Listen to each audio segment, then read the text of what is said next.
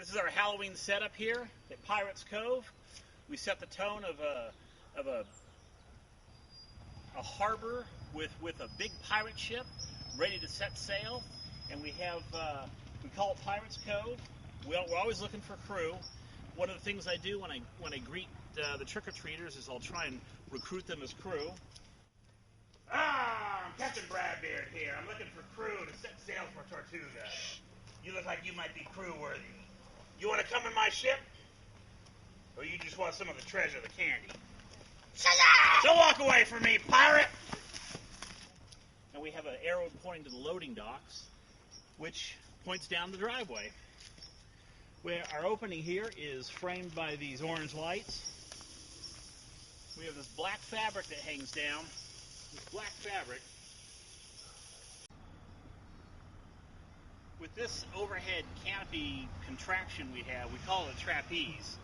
There's 4 poles connected by cables, and the poles go into the ground. Each ground receptacle is 2 feet deep. It's in concrete with a pipe, so that's going to hold it on its own. And then there's a backstay for every single cable. And we don't mess around on safety here for Halloween and little kids. At the bottom, the cable that goes down here goes to around a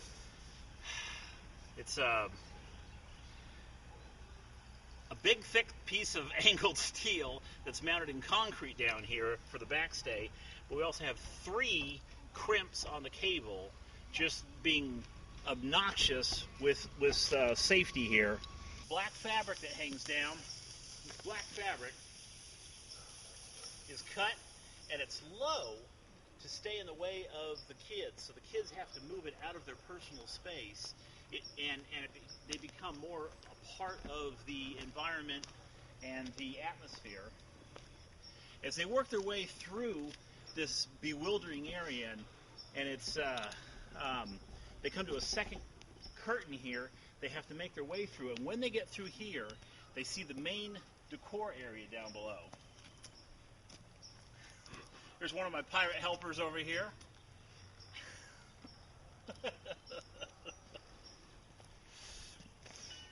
One thing we do is we've learned to put drinks out here because the trick-or-treaters get hungry, and more importantly, the parents of the trick-or-treaters get thirsty, not hungry. They get thirsty, and we find that this seems to help them out through their Halloween adventures.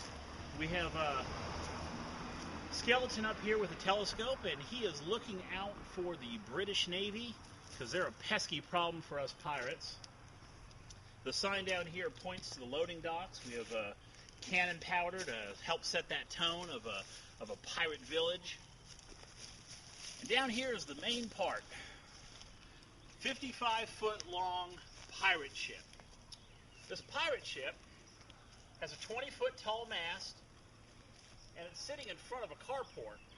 And one thing that's so cool about that is that the kids, when they walk down the driveway, they get to walk inside the ship, and there's a treasure chest in there where they get to reach into the treasure chest and grab treasure, in this case being candy. So that's really pretty cool. Now, as it gets dark, we want to make sure this area is illuminated. We don't want kids tripping or anything like that. There's our fog machine going. So over here we have a lighthouse. This lighthouse has a rotating light, and it helps bathe the area in light, and it creates a nice scene with this light sweeping across here. We do things on a budget. It's just 2 pie tins and a 500-watt light that you might use to put in a room if you're painting a room or something. And it's angled straight up. The pie tins are at a 45-degree angle, and it's on a simple rotisserie motor, or a disco ball motor.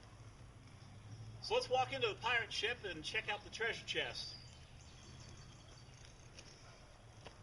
One thing to add to the ambiance here is we put pallets down here because the whole idea is that the ship is getting ready to set sail, and we've finished loading the ship with its provisions, and we're about to head on out.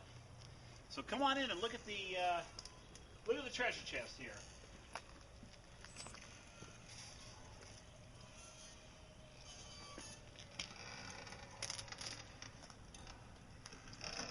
So the kids walk in, and they come up to this treasure chest, which is pretty tall. A lot of the youngsters get a little intimidated by it when they approach it. So sometimes we'll crouch down next to this treasure chest, and we'll hand them a candy bar, because sometimes they're a little afraid to reach into it. We've decorated with a bunch of brass and shiny objects. There's marbles in here and coins, and these are all LED lights. They burn cool, so if a child reaches down onto the lights, they're not going to get burned or anything. And this is basically our Halloween setup. My routine is, I'm Captain Bradbeard. My name's Brad. I have a beard. I grow it out for October, and I enjoy it. And my partner here, my brother, he's the one who buys the candy every year. And we get nice big candy bars, or he gets big candy bars. And this is a great way to keep track of how many kids come trick-or-treating. Because if you give one bar to each kid, and you look at your boxes at the end, you get a count for the night. We typically get between 1 and 200 trick-or-treaters. Our record is, I think, around the 250, 260. We have it written down somewhere. I think it's 264, 240, two something with a 4 in it. It doesn't matter. We have a lot of fun, and that's the most important thing, to make Halloween fun. We also stay away from the blood and gore, because the age group for the kids, well, you know, they're pretty young. They're not teenagers. We get pretty much under 12. So we keep it tame, and we when we stand behind those billowy curtains up there and scare the kids, of course we meter it for, you know, how old the child is. One thing my brother has found out, when you stand behind the curtain, you let the kids pass by, and you actually scare the parents. Come up behind the parents, and he's had some great results with that. Shrieking women. I hope your Halloween's good. I hope your Halloween's safe.